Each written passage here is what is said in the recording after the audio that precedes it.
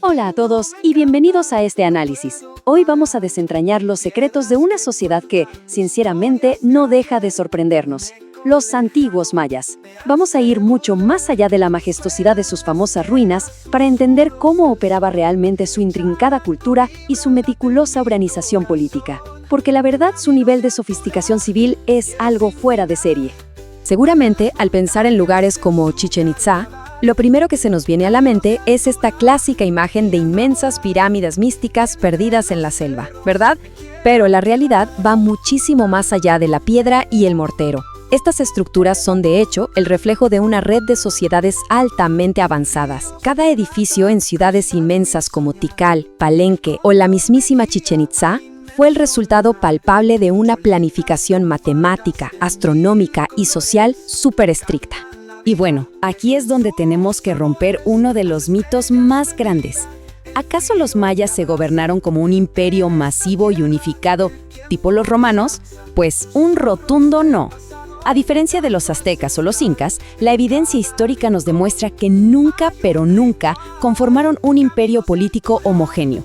Su organización era un rompecabezas completamente distinto, algo que requería un nivel de diplomacia y estrategia impresionante.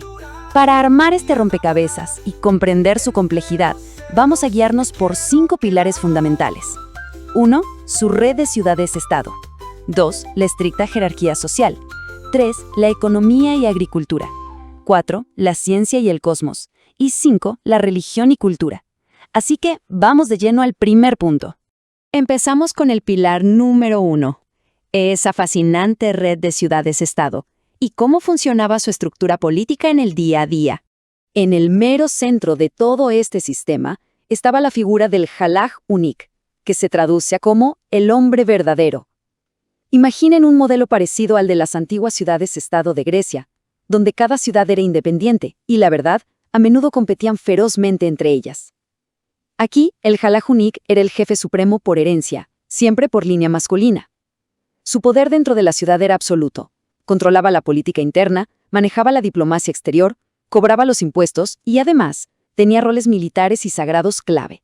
Claro, gobernar todo esto en solitario era imposible. El Jalaj Unik necesitaba una maquinaria administrativa bien aceitada. Por un lado, estaban los Batabub, que eran los jefes locales, encargados de mantener el orden en las villas y liderar a las tropas. Luego teníamos a los tupiles, que funcionaban básicamente como la policía local. En lo militar, el jefe supremo era el Nakoma. Y un dato interesantísimo es que a él lo elegían exclusivamente por un periodo de 3 años, ni un día más. Y finalmente, los Aholpop, que actuaban como consejeros y delegados. Hablamos de una burocracia estatal verdaderamente sofisticada.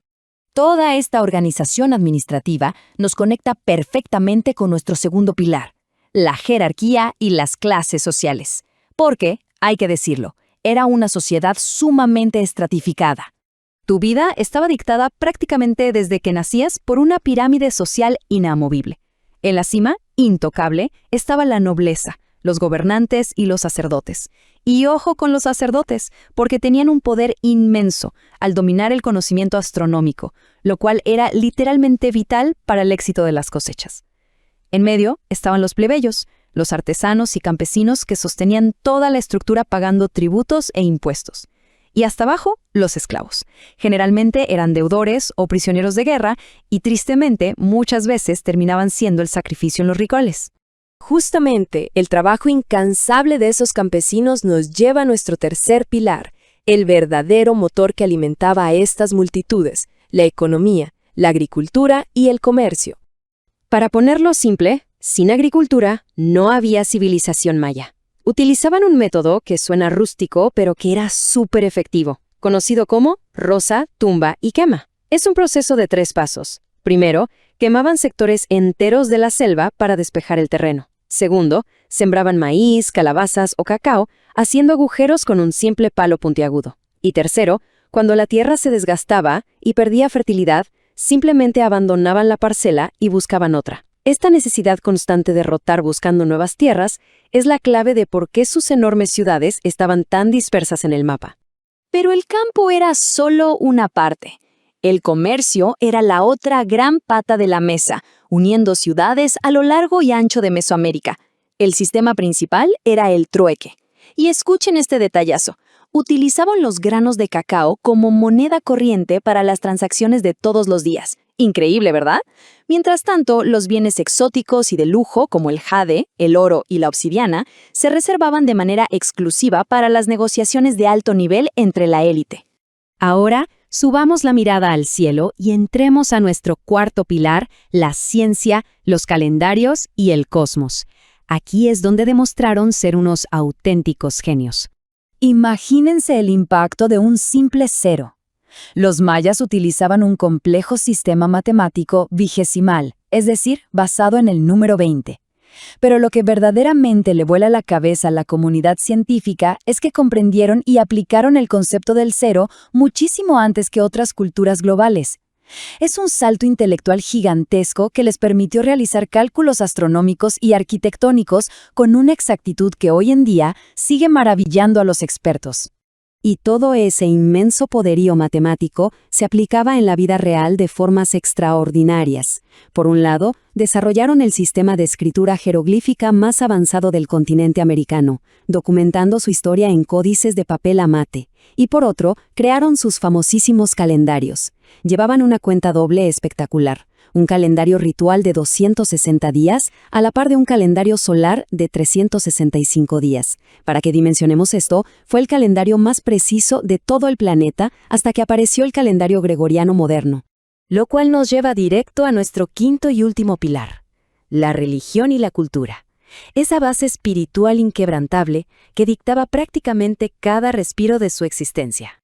Para entender a los mayas hay que adentrarse en su cosmovisión. Eran profundamente politeístas y concebían el universo dividido en tres grandes planos interactivos: el cielo en lo alto, la tierra en el medio y abajo un oscuro y misterioso inframundo llamado Xibalbá.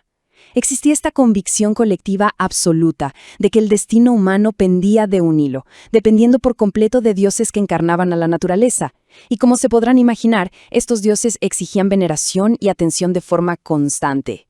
Y vaya que esa veneración se vivía al máximo. El famoso juego de pelota es el ejemplo perfecto de esto. Ojo, no era un simple evento deportivo o un partido amistoso. Era un ceremonial religioso que literalmente representaba la vida y la muerte. El rebote continuo de la pesada pelota de caucho simbolizaba el movimiento del sol y los astros en el cielo. Perder el partido, especialmente para los prisioneros de guerra forzados a jugar, solía significar el sacrificio ritual mediante decapitación. Todo este contacto con lo divino era orquestado por sacerdotes de élite ataviados con indumentarias ceremoniales impresionantes. Ellos creían firmemente que los dioses necesitaban una especie de energía vital para que el universo no colapsara. Por eso los rituales llegaban a extremos formidables: rezos intensos, ayunos muy severos, alucinógenos y, de manera muy cruda, el sacrificio tanto animal como humano. Consideraban que la sangre era, sin más, el alimento supremo de los dioses. Entonces, después de ver todo esto, nos toca hacer una pausa y reflexionar. Los mayas jamás fueron simples constructores de ruinas fotogénicas en medio de la jungla. Hablamos de astrónomos adelantados a su época, matemáticos de élite, políticos calculadores y una sociedad regida por una cosmovisión deslumbrante. Entender el tremendo nivel de su organización cambia por completo cualquier narrativa tradicional y nos deja con una provocadora pregunta: ¿cuántos secretos más de esta increíble sofisticación cultural seguirán esperando ser descubiertos bajo la inmensa selva mesoamericana? Muchísimas gracias por acompañarnos en este análisis.